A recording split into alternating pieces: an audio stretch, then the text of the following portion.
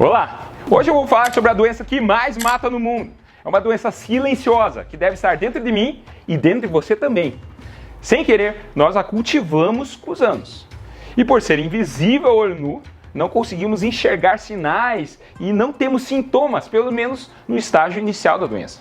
Vivemos nossa vida sem saber que nós a possuímos, até que ela cause subitamente um infarto ou um derrame. Quase metade de todas as mortes do mundo tem a ver com essa doença silenciosa, a aterosclerose, a formação de placas de gordura nas nossas artérias, que causa a maioria dos infartos e dos derrames, as duas principais causas de morte no Brasil e no mundo. Cerca de 400 mil brasileiros morrem todo ano vítimas de alguma dessas duas patologias, ou seja, mais de 1.000 brasileiros por dia. Então preste atenção! Nesse vídeo eu vou falar o que causa placas de gordura, o que podemos fazer para evitar isso, se podemos regredir a doença e também vou acabar com alguns mitos que cercam esse tema.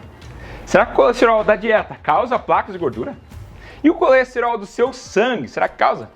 Vai ser um vídeo bem completo, então fica até o fim. Mas antes já vá curtindo o vídeo. Vamos fazer desse vídeo o recordista de likes do canal, porque quanto mais likes, mais o YouTube reconhece o vídeo como relevante e mais distribui para as pessoas se conscientizem.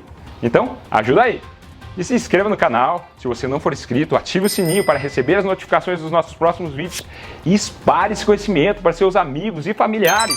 Muitas vidas podem ser salvas com a sua ajuda. E me conta, você tem placas de gordura? Já teve um infarto ou um derrame?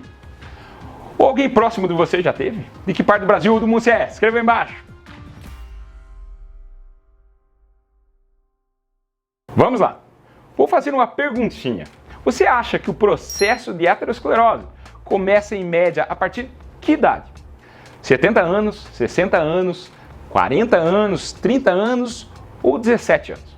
Pense um pouquinho e assinale sua resposta. Se você assinalou a última alternativa, a letra E, 17 anos, você acertou. O processo de formação de placas de gordura começa mais ou menos na adolescência. Essa artéria aqui é uma artéria de um jovem de 23 anos que morreu por outra causa, não de infarto. Veja só que ele já tinha placas na sua artéria. Isso aos 23 anos. Não é que ele estivesse prestes a ter um ataque cardíaco, longe disso. Mas eu quero salientar que o processo da aterosclerose é lento e não começa junto com seus cabelos brancos. Começa bem antes do que isso. Quando eu estava na faculdade de medicina, meu professor de patologia gostava de fazer uma pergunta para todos os alunos. Sabe qual é o sintoma mais comum de doença cardíaca? Todo mundo falava as respostas mais óbvias. Dor no peito, dor no braço esquerdo, falta de ar. Ele sorria e falava, nenhum. A resposta era morte súbita. Isso 27 anos atrás. A medicina evoluiu muito nesse tempo. Angioplastia primária, stents farmacológicos, o tratamento era AS e no máximo streptokinase e reza. Hoje é outra história. Os ataques cardíacos fulminantes caíram muito graças a melhorias no BLS, ACLS, massagem cardíaca, desfibrilador, cateterismo cardíaco, o mais rápido possível, onde é cronometrada a velocidade do atendimento, stents e mesmo remédios que são dados pela veia, que podem dissolver um trombo, abrindo a artéria causadora de infarto. Mas mesmo assim, os ataques cardíacos ainda são fatais em cerca de 1/3 das vezes. É muito! Porque a gente sabe as causas e como a doença progride. Uma coisa é prevenir Alzheimer, câncer, outra aterosclerose, que é relativamente fácil de adiar e, se você for inteligente, tratar o mais rápido possível.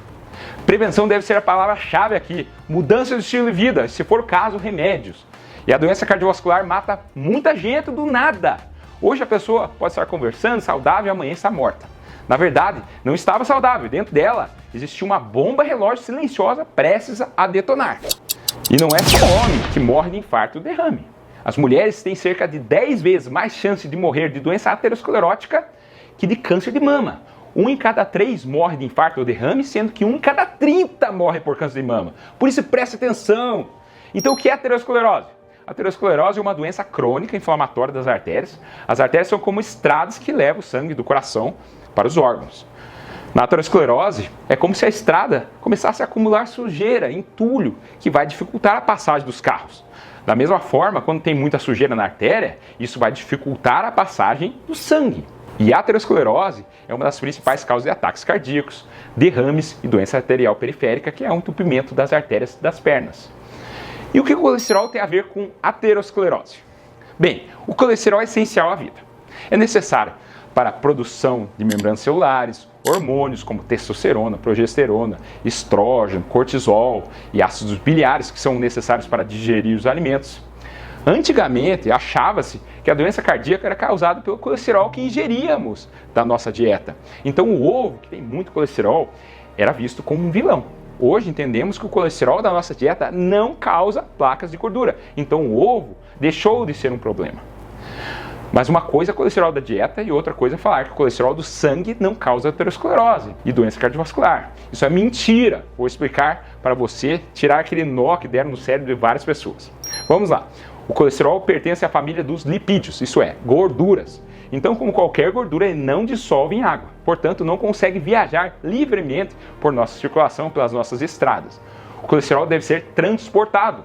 E é o veículo pelo qual ele é transportado que deixa o colesterol bom ou ruim. As partículas de HDL, que é o colesterol bom, são transportadas pela ApoA, enquanto a LDL, VLDL, triglicerídeos, lipoproteínazinha, todas que causam aterosclerose, são transportadas pela ApoB. Então todas as ApoBs contribuem para a formação de placas de gordura. Como começa a formação de placas de gordura? Imagine que o nosso corpo é como uma cidade, onde as artérias são as estradas e ruas. As paredes das artérias são como as casas. Cada casa tem uma cerquinha, que é uma camada de células chamada endotélio. O endotélio decide quem entra e quem sai da casa. Na nossa rua tem muitas coisas circulando. As células do sangue, as proteínas, os nossos veículos transportando colesterol ApoA e ApoB. Às vezes a ApoA, que é o colesterol bom, passa pela cerquinha e vai no quintal da casa. Mas se você lembrar, a ApoA transporta o colesterol bom, então tudo bem. Agora, se quem ultrapassar a cerquinha for a ApoB, pode haver problemas. Lembre-se que a ApoB transporta principalmente o colesterol ruim, o LDL. Por quê? Porque o LDL é como um vizinho chato. Porque além de não sair mais do quintal, ele ainda chama os outros para badernar e pode oxidar, enferrujar, piorando o processo de aterosclerose. As células imunológicas, chamadas monócitos, entram em ação tentando expulsar o baderneiro, podendo virar macrófagos, são maiores e mais fortes. Mas se os macrófagos comem LDL demais, ele vira uma célula espumosa. Quando muitas células espumosas se acumulam dentro da artéria, elas formam uma estria gordurosa, que você pode até mesmo enxergar a olho nu se abrir uma artéria do coração afetada. Então, como eu falei, colesterol LDL alto causa aterosclerose. Não vá se enganar com as outras pessoas que falam o contrário. Se o HDL chega às células espumosas e estrias gordurosas, ele pode sugar o colesterol de volta, devolvendo para o fígado e para os outros tecidos para reutilização, por exemplo, fazendo hormônios. Por isso que o HDL é visto como um colesterol bom. E é por isso que quem tem LDL baixo, bem baixinho mesmo, ainda pode ter muita testosterona. LDL elevado não faz subir testosterona, como falam por aí. E claro, muitos estudos mostram que é uma forte correlação entre o LDL e o colesterol e o risco de eventos cardiovasculares. Quanto mais alto, maior o risco de infarto e derrame. Ah, mas diz que o LDL não aumenta infarto. Balela! Veja que a maior autoridade no assunto do mundo, Dr. Peter Libby, professor-chefe da Universidade de Harvard, escreveu na revista Nature em 2019. A aterosclerose provavelmente não ocorreria na ausência de concentrações de LDL e colesterol em excesso das necessidades fisiológicas, da ordem de 10 a 20 mg por decilitro. Se toda a população mantivesse concentrações de LDL semelhantes à de um recém-nascido, ou as de um adulto da maioria das outras espécies animais, a aterosclerose poderia ser uma doença rara. 10 a 20 mg por decilitro é o que o bebê normalmente tem de LDL circulante. Os bebês que presumivelmente requerem mais colesterol a fim de atender às enormes demandas do seu sistema nervoso central, que está em rápido crescimento, têm níveis de LDL extremamente baixos, sem qualquer comprometimento do seu desenvolvimento. Por isso que insistimos em deixar o LDL colesterol abaixo de 50 mg por decilitro para quem já infartou, já fez cirurgia do coração, tem stents. A meta da Sociedade Brasileira de Cardiologia para pessoas de muito alto risco, para evitar o máximo de eventos sem acarretar consequências nocivas ao organismo, é de menor de 50 mg por decilitro. Se um bebê vive com 10 a 20 mg por decilitro, um adulto vive muito bem com 40. Tenho centenas de pacientes dentro da meta, vivendo suas vidas da melhor maneira possível. Quais as outras causas da aterosclerose além do colesterol? Pressão alta, diabetes, tabagismo, idade, então homem com mais de 45 anos e mulher com mais de 55 anos, histórico familiar forte, então parente do sexo masculino com menos de 55 anos que infartou, ou parente do sexo feminino com menos de 65 anos que teve um infarto ou derrame. Além disso, estilo de vida sedentário, obesidade, dietas ricas em gordura trans e saturadas. E embora um baixo HDL seja considerado um fator de risco, a terapia farmacológica que aumenta o colesterol HDL não teve impacto algum na redução das mortes cardiovasculares. Porém, existe uma exceção. Tem uma família do norte da Itália que tem HDL muito baixo e triglicerídeos elevados. Essas pessoas tinham um defeito genético, uma mutação da lipoproteína ApoA1, que os pesquisadores denominaram ApoA1 Milano. E apesar dos exames de sangue serem alarmantes, triglicerídeos altos, HDL baixo, que supostamente dariam uma aterosclerose severa, eles não tinham nada de placas. O HDL deles era um HDL muito funcionante, que conseguia limpar tudo. Em estudo em ratinhos na década de 90, uma injeção de HDL ApoA1 Milano regredia as placas de gordura rapidamente, não em anos como vemos com os remédios atuais, mas em semanas. Devido à sua alta eficácia, achava-se até que a ApoA1 Milano sintética poderia ser a cura da doença coronariana. Imagine, você tomaria umas injeçõezinhas e sua placa iria sumir. Bye bye pontes de sapena, mamares, stents, infartos. Em 2003 fizeram estudos em humanos com a ApoA1 Milano que viu que era eficaz e revertia placas de gorduras. Era tanta esperança que a própria Pfizer comprou a Aspirin por mais de $1 bilhão, pensando que iria conseguir um remédio milagroso que mudaria o mundo. E olha, se desse certo, seria revolucionário mesmo. Infelizmente, depois de 2003, todas as pesquisas em humanos com a ApoA1 Milano foram por água abaixo. Nada deu certo. Eu ainda tenho expectativa na ApoA1 Milano para um futuro. Vamos esperar. Não acho que esteja enterrada ainda essa via de tratamento. Quais os sintomas da aterosclerose? Como eu falei, na grande maioria das vezes, é uma doença silenciosa, não tem sintomas. Claro que na forma avançada pode sim dar sintomas como angina, que é a dor no peito, desconforto no peito, especialmente aos esforços. Se as artérias do cérebro forem afetadas, pode ocorrer um ataque isquêmico transitório, ou um derrame, ou mesmo pior da memória e demência. Se as artérias dos rins são afetadas, você pode desenvolver hipertensão ou uma insuficiência renal. Se as artérias das pernas são acometidas, pode haver dor nas pernas ao caminhar, claudicação intermitente. E se as artérias que fornecem sangue ao intestino ficam obstruídas, pode haver dor após as refeições, perda de peso e outros sinais de má absorção.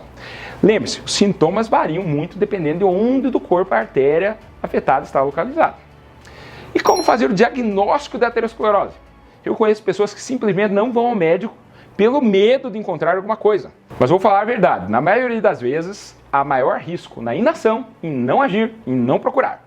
Um médico pode encontrar sinais do exame físico, pulsos fracos, sons anormais, sopros sobre as artérias, perda de pelo, sinal de Frank, tudo que eu falei no vídeo dos 7 sintomas que seu coração não vai bem.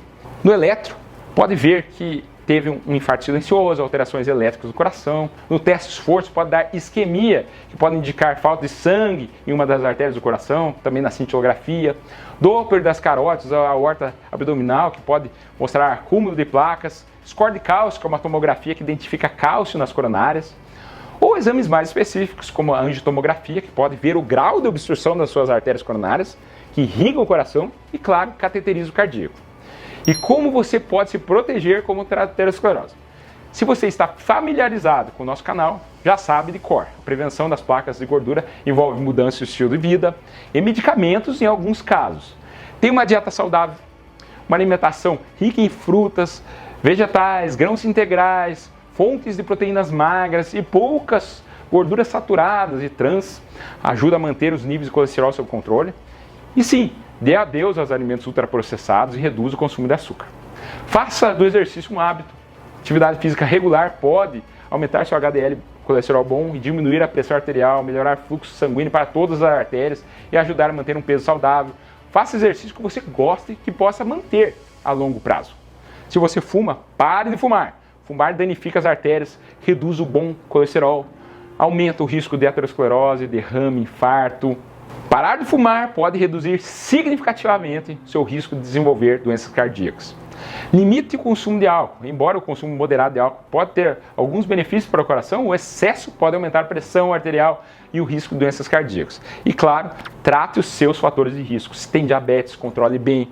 Se tem sobrepeso ou obeso, perca peso. Trate bem a pressão, a meta é 12/8. Se tem colesterol alto ou placas de gordura, tem que tratar. Você viu que não é brincadeira. Se você tem placa de gordura na carótida, nas coronárias, não é opcional o tratamento medicamentoso. É com remédio mesmo, e não com vitaminas, cloreto de magnésio. Isso não funciona se o processo já tiver começado. Temos 3 remédios principais para o colesterol no mercado: as estatinas, simvastatina, rosuvastatina, atorvastatina, pitavastatina. Elas agem no fígado, reduzindo a fabricação do colesterol e aumentando os receptores de LDL, que aumentam a lipeza do colesterol. Outra medicação importante para baixar o colesterol é a ezetimiba, que reduz a absorção de colesterol pelo intestino. Isoladamente, é um remédio fraco, mas se associar com uma estatina, o resultado é impressionante, porque um bloqueia a produção pelo fígado e outro bloqueia a absorção pelo intestino, tendo um efeito que se soma. E a terceira grande classe de remédios para reduzir o colesterol são os inibidores de PCSK9. O PCSK9 é uma enzima que se liga aos receptores de colesterol, impedindo que o colesterol ruim seja removido pelo fígado. Hoje temos injeções subcutâneas que devem ser aplicadas a cada 15 dias e em breve teremos um remédio que só precisaria ser aplicado a cada 6 meses. Eu imagino o preço que vai sair. Espero que seja bem mais em conta que eu estou calculando. E podemos regredir a placa de gordura? Sim, com remédios é possível e eu vejo isso no meu dia a dia, ou seja, não é tão raro assim. Mas claro, o colesterol LDL tem que ser abaixo de 60 mg e os fatores de risco devem estar bem controlados. Espero que tenha gostado do vídeo e, claro, aprendido coisas novas. Lembre de compartilhar para que esse conhecimento não fique só para você. O assunto é muito importante. Não deixe a oportunidade de escapar. Compartilhando, você pode salvar uma vida. E qual vai ser o próximo vídeo que vai assistir? Vou deixar 2 recomendações aqui ao lado. Meu vídeo sobre como melhorar a sua memória e ter um cérebro mais jovem e afiado. Meu vídeo sobre câncer de intestino, quais os sintomas que você deve se preocupar. Meu nome é André Vamber, cardiologista, e esse é o cardiodf.com.br. Lembre-se de se inscrever no canal e até o próximo vídeo. Muito obrigado!